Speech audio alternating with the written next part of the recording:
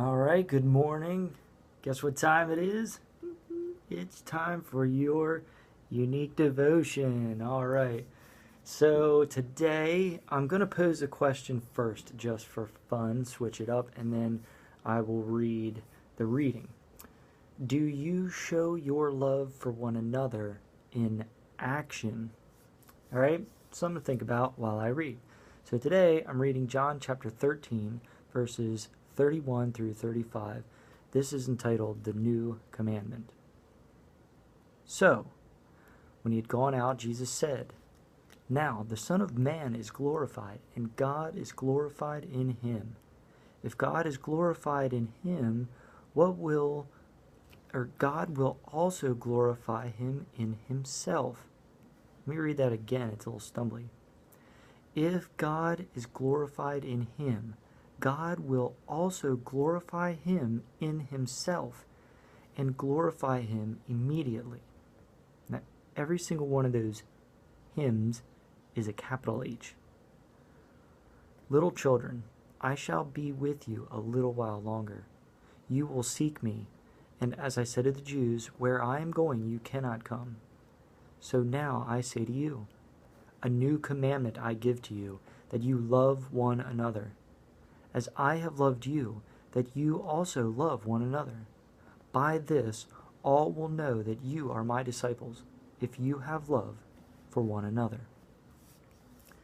Now, I pointed that out, the extra hymns, because it sounds like if you use a little case that God will be glorified in me, he will glorify me through, it's not that way. God is glorified in him, like in himself. God will also glorify him in himself and glorify him immediately. Now, yes, that's through you. That's by your actions through love. You glorify the creator of everything. By hurting people, you don't glorify God. Does that make sense a little bit? It's something I had to think about a little bit, because the way it's worded, it comes across a little strange. So you kind of have to reread it, which you should be doing every day anyway, re-listening to this video if you need, and think about it, really ponder it, search it out, research each section. Even if you need to take multiple days per section, and re-listening to the video a couple days in a row, or breaking out the Bible on your own and researching a little bit, do it. And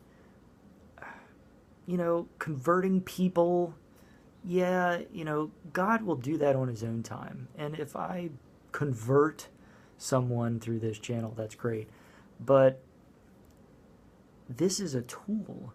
This entire book is a tool, whether you're Christian, Muslim, Buddhist, Seventh-day Adventist, Catholic, Hindu. You can still read the words here and get some really good, meaty stuff out of it. And as you're reading, I think God will change your heart, and I think you'll start to understand that he exists. And maybe you might start to believe some of the things that are in here, as you start to see your life change and be more meaningful and more full and more abundant. So, with that little rant, back to the question. Do you show your love for one another in action? I had talked before about light, and God refers to, walking in the light versus the darkness, that we are the light of the world. And light only exists because of action. Something has moved it. It's an untouchable substance, but we can harness it. We feel it on our skin, and there is action there. When you are in the dark, light is not being moved. There's no action against light for it to exist, so it becomes dark. Now, that's slightly scientific, and I really made that a rudimentary explanation. the fact of the matter is, light needs to be moved. And when Jesus talks about light, when the disciples talk about being the light of the world, they talk about it meaning moving into the world in action, and not in spreading the gospel kind of thinking and, fire and brimstone, destroy the world or else, change your life or else kind of thinking, but in love. By showing the world in love, you are moving the same way that light is moving, and moving the world in the same way. You are then being that light. You are shining light in the darkness in action. And sometimes, now that that's said, sometimes I know for myself, when I think about loving others, it's a thought process in my mind, and I want to love others, but it's difficult. There are some circumstances where it feels almost impossible, but it's not. And if you stop just the thinking that I want to love and start doing it in action, then it is truth, then it is reality, then it is actually happening.